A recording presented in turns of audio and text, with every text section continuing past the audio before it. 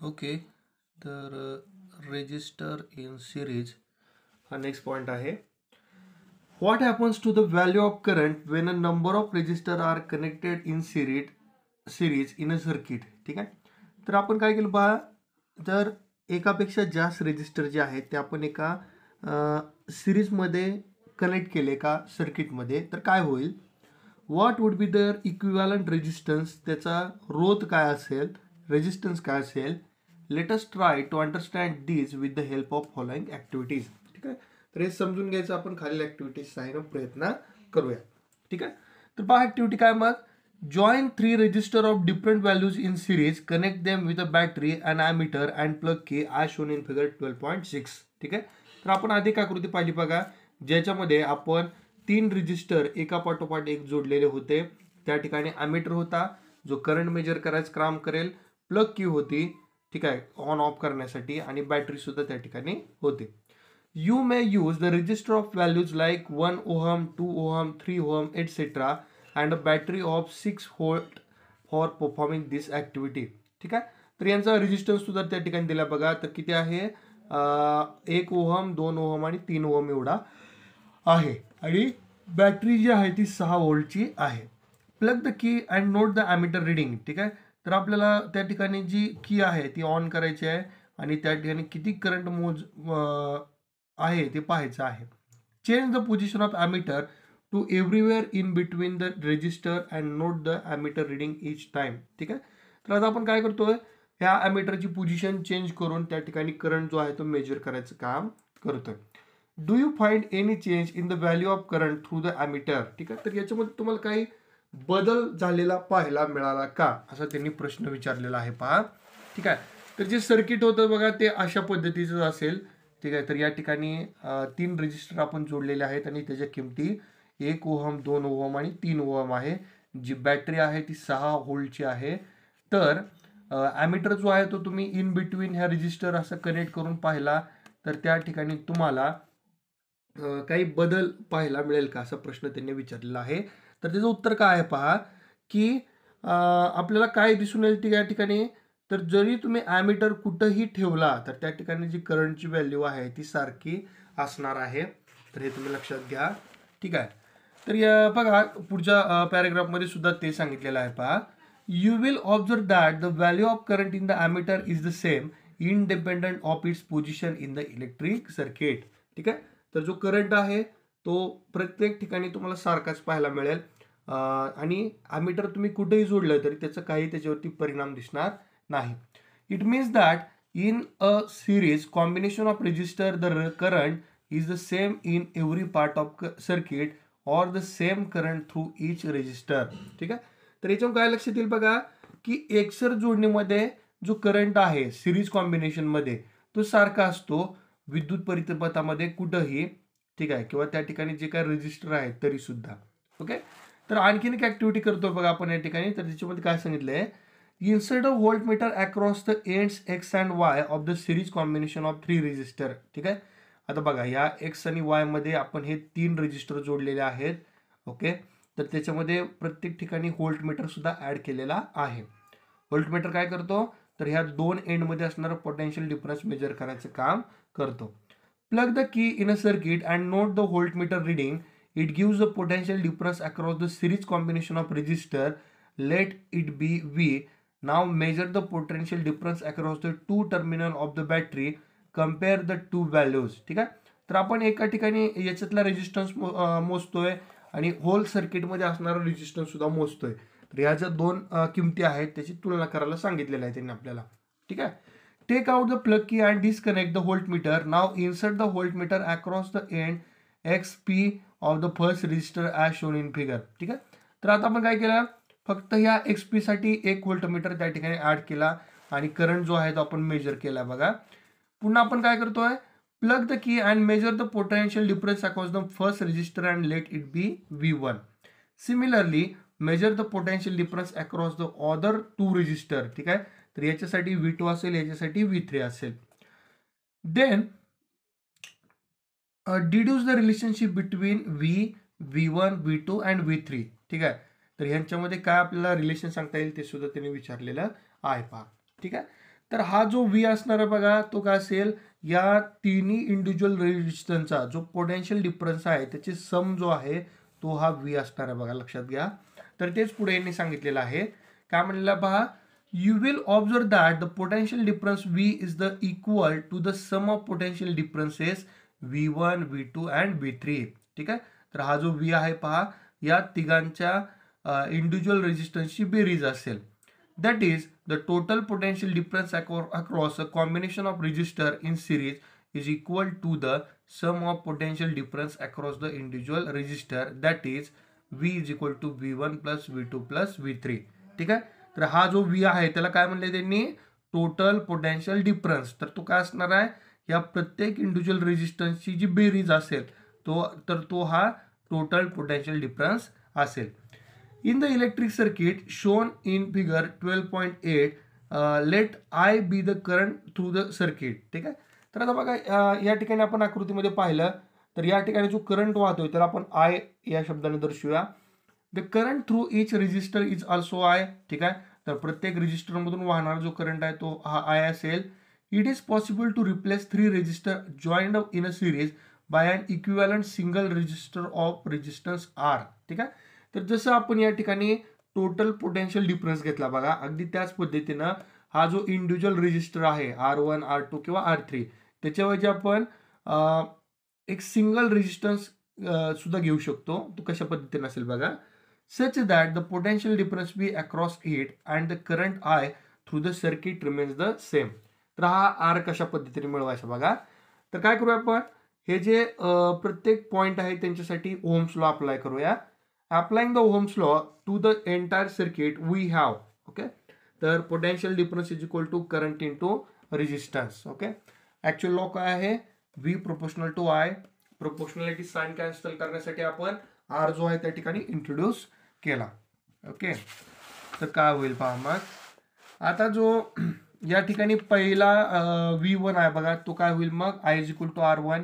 Current जो आहे तो सारखाच आहे. किंवा V2 च्या ठिकाणी काय होईल, I is equal to R2. V3 मध्ये काय होईल, I is equal to R3. तर आपण काय करायचं, आपल्याला हे तिन्ही जे आहेत ते कंबाईन करायचे आहेत.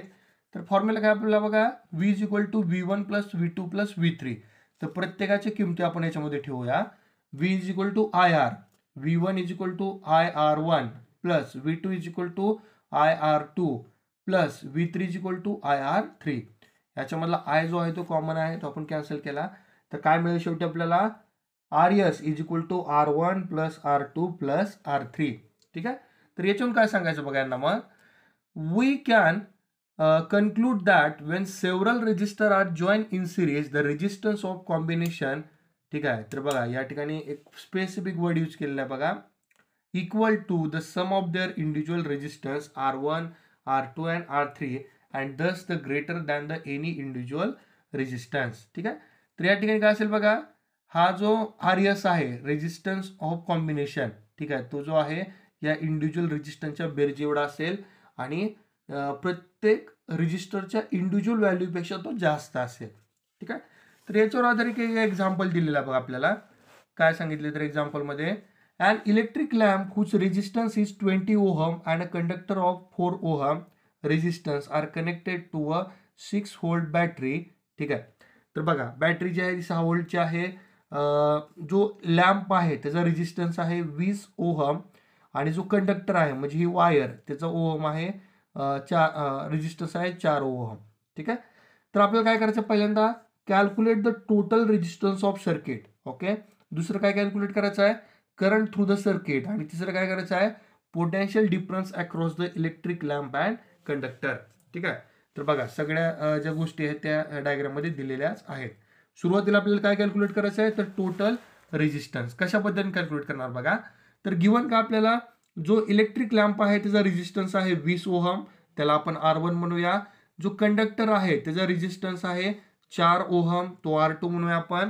तर टोटल रेजिस्टन्स आपण कसं कॅल्क्युलेट करतो, R is equal to R1 plus R2. ठीक आहे.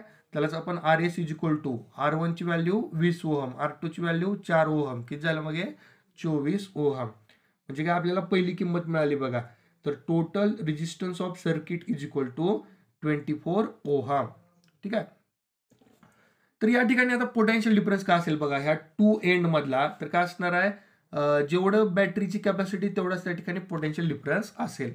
म्हणजे तो किती होईल, V is equal to 6 volt. ठीक आहे. तर आपल्याला दुसरं काय कॅल्क्युलेट करायचं आहे, करंट मोजायचं आहे. तर आपला ओम्स लॉ काय सांगतो, व्ही इज इक्वल टू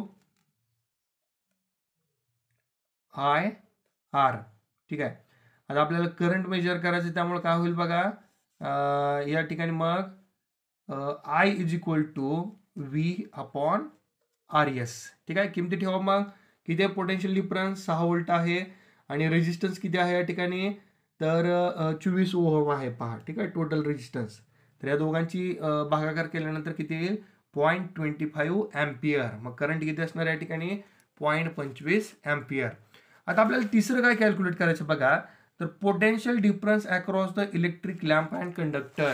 ठीक आहे. तर या दोघांमध्ये किती असेल बघा, तो आपल्याला कॅल्क्युलेट करायचा आहे.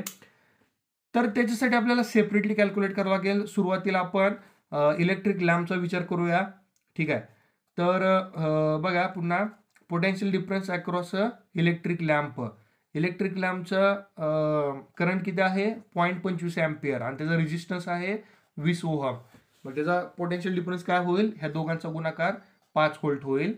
आणि अक्रॉस द कंडक्टर तो जर मेजर करायचा असेल, तर कंडक्टरचा रेजिस्टन्स आहे 4 ओहम आणि करंट आहे 0.25 अँपियर. तर ह्या दोघांचा गुणाकार 1 व्होल्ट एवढा येईल.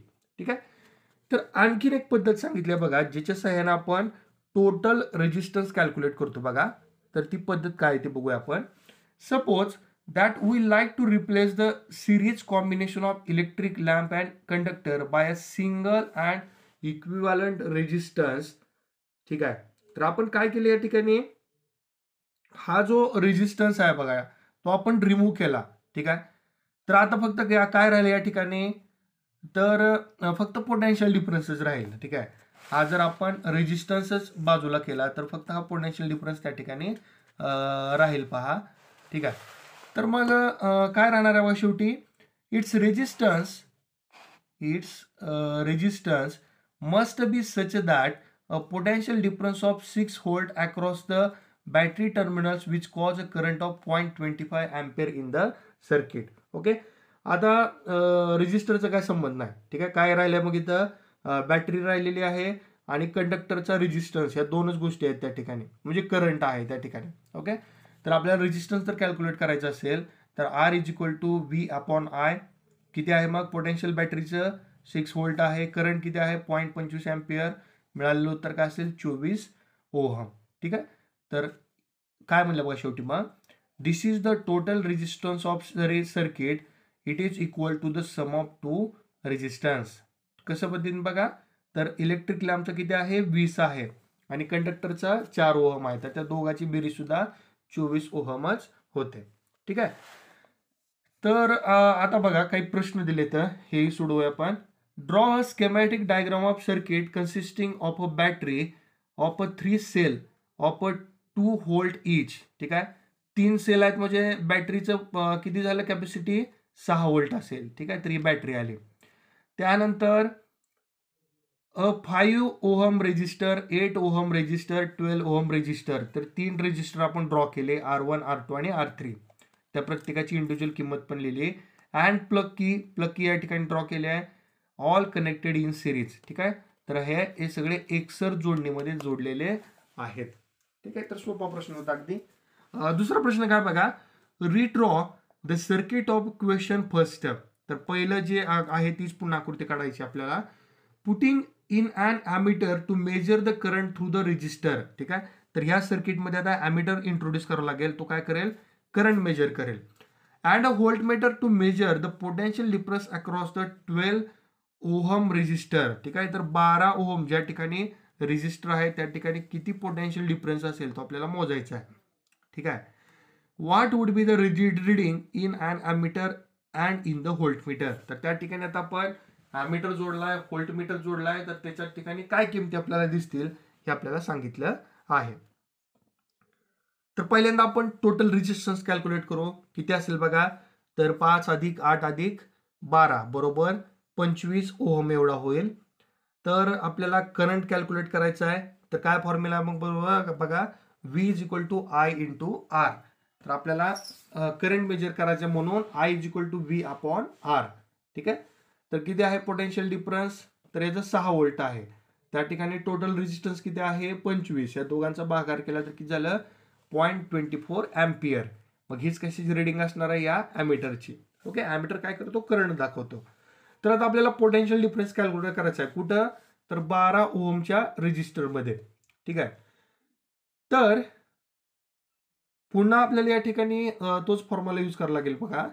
तर आय इंटू R3. ठीक आहे. तर काय होईल बघा, मग करंट किती आहे 0.24 आणि या तिसऱ्या रेजिस्टरचा पोटेन्शियल डिफरन्स किती आहे 12 ओहम आहे. ठीक आहे. तर या दोघांचा गुणाकार करा, मग किती झालं 0.24 into 12 is equal to 2.88 volt. म्हणजे हेच काय असणार आहे व्होल्ट मीटरची रिडिंग असेल.